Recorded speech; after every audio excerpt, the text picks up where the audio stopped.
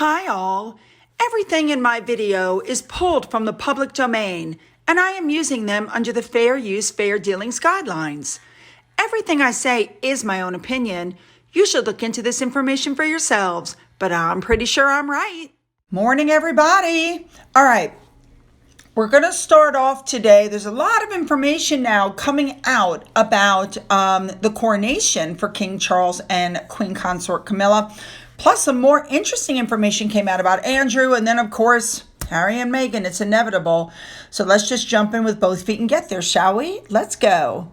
To start with, King Charles and Queen Camilla went to church. I had no idea the police were this much on it, but they went walking to Sandringham, on the Sandringham estate. They went walking to church. I think it's called St. Mary Magdalene's. And of course, there were people along the side waiting to talk to them. Some of these pictures are just visually like this one. You know, it's just got to be gorgeous there. You know, the mist on the land and the sun shining down and the two of them just walking side by side to go to church. I just think that's beautiful. Whoever took these photos did a really great job. Anyway, yeah, I'm glad that they were able to talk to people who decided to come out and greet them as they were going to and as they were coming back. I believe this is the one coming back from church. Now let's move on to the coronation info. Here's what we know. That the coronation will take place at Westminster Abbey on Saturday, the 6th of May at 2023, and the service will be conducted by the Archbishop of Canterbury. Charles and Camilla will go to Westminster Abbey in a procession that leaves from Buckingham Palace. It's called the King's Procession. And after the service, they will return to the palace in a larger procession known as the Coronation Procession. And they will be joined going back with other members of the royal family. And then the two of them and some members of the family will go on the balcony to conclude the day's events. Now, I could be wrong, but I do believe it's during that coronation procession that we will be seeing Charles and Camilla in this gorgeous golden coach that I remember seeing during the Queen's Platinum Jubilee celebrations. Then on Sunday the 7th, there will be a coronation concert at Windsor Castle, produced and staged and broadcasted by the BBC. It's going to be very close to what you saw during the Queen's Platinum Jubilee. There's going to be some of the world's biggest entertainers, and there's going to be a national ballot that several thousands of people from the public will be able to get free tickets to come to Windsor Castle. I think that's lovely. Also on that day, they're doing the Coronation Big Lunch. To celebrate, the coronation. They're going to have, just like they did with the Platinum Jubilee, there's going to be lots of tables. You can have a cup of tea all the way to a street party, but they're hoping it'll bring everybody together. I love that. And finally, on Monday the 8th, in a tribute to the King's public service, they're having something called the Big Help Out, which encourages people to volunteer for themselves and join the work being undertaken to support local areas. That's great. I love the ideas they're coming up with. This is where the UK does it best. In my opinion, nobody does the pomp and circumstance better than the UK. Here we have the Queen's coronation. Now, keep in mind, when they say slim down, King Charles is apparently only going to have 3,000 people there, whereas when the Queen did it, she had 8,000 people there. So it is slimmed down in a matter of speaking, but let's face it, why would I want to spend money to go and fly over and see a coronation if there's no parades, if there's no golden coach, if, you know what I'm saying, if there's none of the pomp that you guys are so well known for? That's the best part. Interestingly enough, it's being said Charles will not wear the traditional silk stockings and the breeches because he wants to give a more modern look for the coronation. And I understand. All right, let's move on now.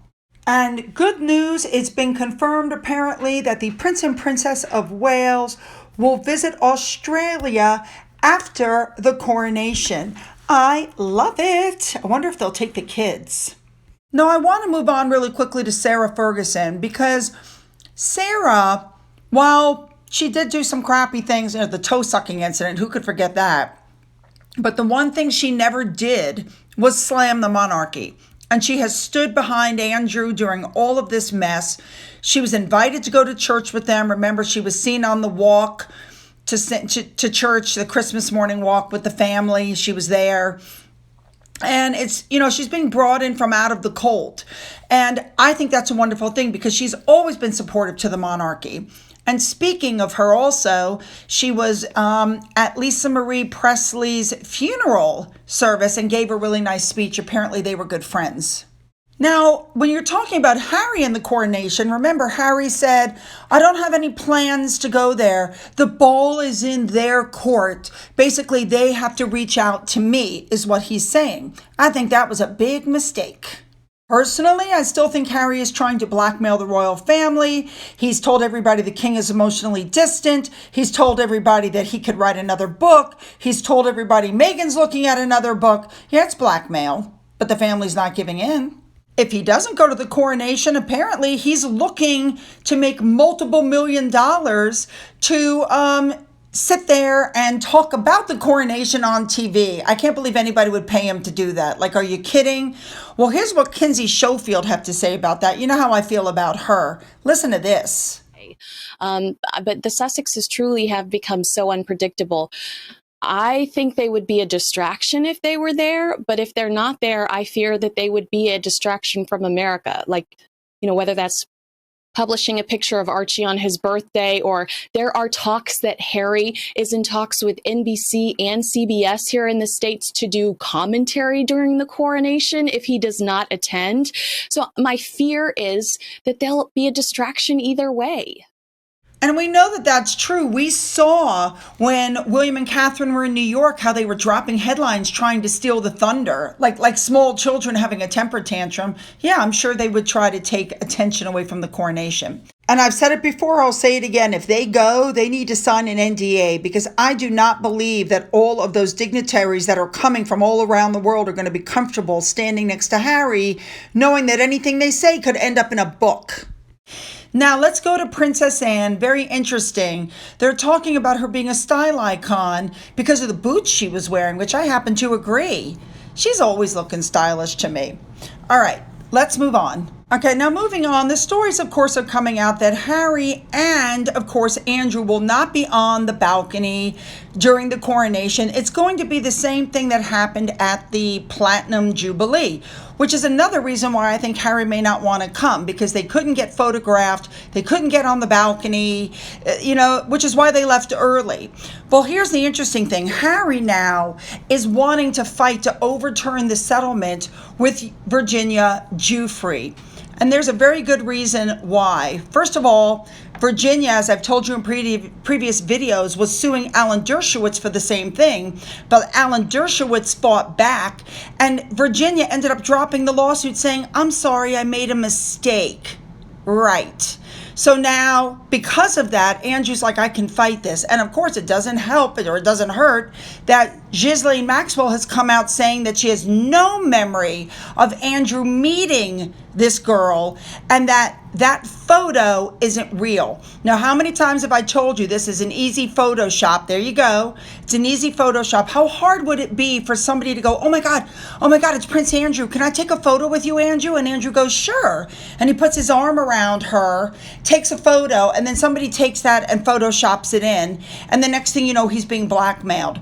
I always try to remember what happened to Richard Jewell. I did a video on that. You guys can go back and look at it. Innocent until proven guilty. He's always said that he was innocent, that he settled because it was taking the attention away from the Platinum Jubilee, and now he sees a chance to right the wrong. And I say, go for it, Andrew. And really quickly, for those of you who missed it, Miss Giuffre is now being sued by somebody who claims that she groomed them into the lifestyle. And really quickly, for those of you who don't remember Richard Jewell, he was accused of being the Atlanta bomber. He was vilified in the press. People spit on him.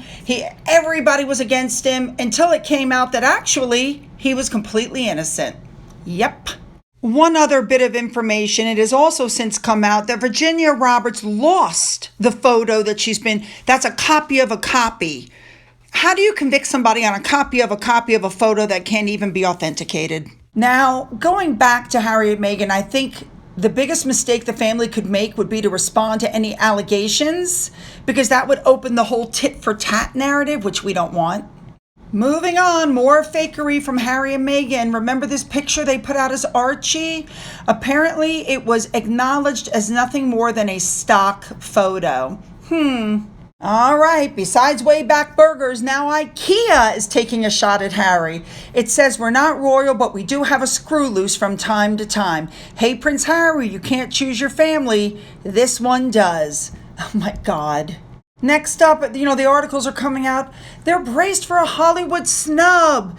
Gee, I don't know that Courtney Cox will ever be able to show her face in public again. You think they might get snubbed? Because I do. All right, here we go. More problems with despair. Harry wrote that there was a flight when Sergeant Major Michael Booley deliberately stalled the propeller plane they were piloting with no warning, leaving him questioning if it was a suicide attempt. Of course, the Sergeant Major has come out and said, that's absolutely not true. And all flights, he's told what's going to happen during the flight, but it was untrue. Not surprised. His credibility has dropped, especially in the United States. Why have they not learned yet that the more they talk, the less people like them? Like they need to stop, but they're not going to stop. Mr. Booley, by the way, was so upset that he put something up, and I want you guys to see this. He said that he was quoted in an article. He was contacted by the press out of the blue. He said he was offered an opportunity to make a comment, and he was unaware. He had not seen it. Then he said he was provided with an inaccurate version of the book that had been translated. And in response, he expressed concerns about the detrimental narratives from the start. He said he later saw an English version and highlighted the differences to the press, and he was assured that if he gave any comments, they would be reported accurately. He said, so I trusted them. He said, I made it absolutely clear Harry was an exceptional student, and I had nothing but respect for him. However, he said he highlighted inaccuracies in the book, in particular reference to the flying sorties. But then he said, it was probably not Harry. It was dramatized, by the ghostwriter. He said he didn't know who the ghostwriter was, but he said, I never once said anything about Prince Harry that was derogatory. I never said it was complete fantasy, as the article headline would have you believe. He said, however, I made it clear that I myself am suffering with complex PTSD and am under treatment, and any misquotes or twists could potentially impact my health and well-being. And so I feel very let down and betrayed and foolish for having listened to their assurances of trust and honesty. So essentially what he's saying is there was inaccuracies in the book, but he wasn't blaming them on Harry, but the press twisted his words for the headlines that you just saw as well. Interesting. So going back to what I was saying, Harry and Meghan are not going to stop what they're doing. And here's proof of why I say they're not going to stop what they're doing. Because they have what I like to call yes people around them who are telling them that everybody's loving them and adoring them and they're on the right path. And they need to get their story out. The problem is every time they put out their story, there's more discrepancies. And now it's coming out that Meghan has not won over people in the United States. There's talk that she might be putting out a book. How could she put out a book? She only worked 72 days. She's less popular than Camilla. Now, this person on Twitter made a very valid point. Why are the only two friends that Meghan Markle has that are black immensely famous? She went to a white college, she was in a white sorority, white friends. Why? Moving on, another article came out that said that the United States is fed up with the relentless and nasty attacks. We are! But obviously they haven't got the memo because they're continuing. Here's proof they're continuing. Interesting. You have a show from Harry called The Great Divide. You have a show from Meghan called Unforgiven.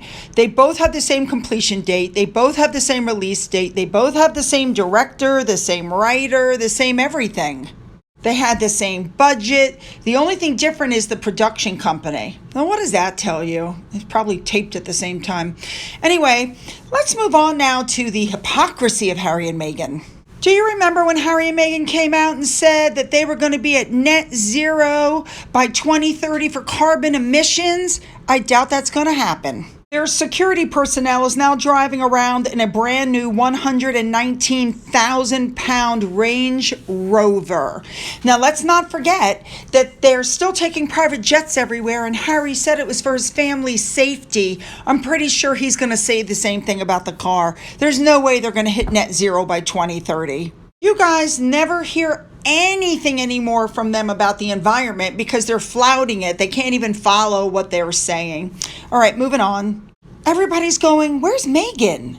She's so in the shadows, and Harry's out there, doing his publicity thing.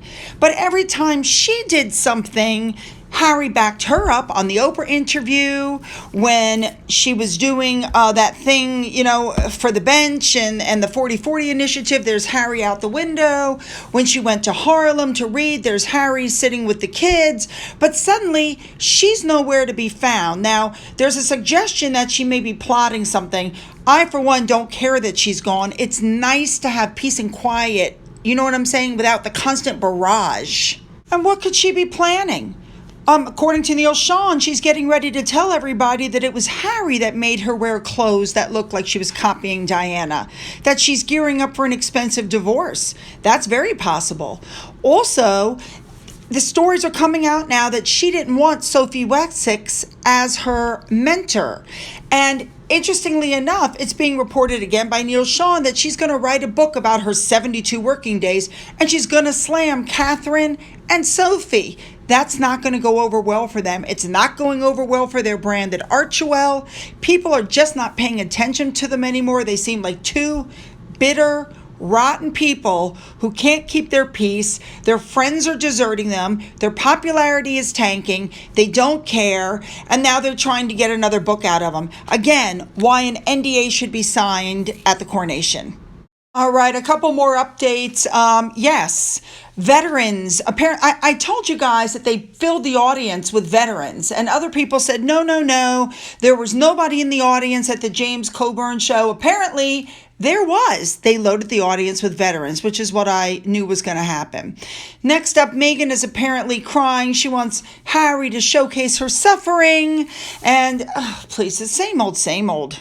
And finally, ladies and gentlemen, yes, Netflix now is asking Harry and Meghan to do a film-at-home reality series. I can't imagine anything more boring. Could you imagine with her walking around, cutting flowers, going, oh, look, my love, look at the sunset, look how lovely we are. I mean, that's basically all there is. And they don't want to film in their home, remember, for security reasons. Oh, my God. All right, you guys. First of all, I love your comments, so keep them coming. Number 2, hit that subscribe button and that bell to be notified of uploads. And if you've already hit the button, as usual, you need to be checking that button to make sure you're still subscribed. I got an email from one of my subscribers who said that they had been unsubscribed 4 separate times and didn't realize it until they realized I wasn't showing up in their feed and they were having to resubscribe. So just on a regular basis, just check it and make sure. Don't forget to go up into the description box where you can find the links to my Twitter, my Getter, my Rumble, my email, and my Patreon account. We're still fundraising for the month of January. We're going to help people in the UK with the heat or eat issue that they're having. Any money you've put in through the thanks button came to me. As always, you guys, I hope you have a great day.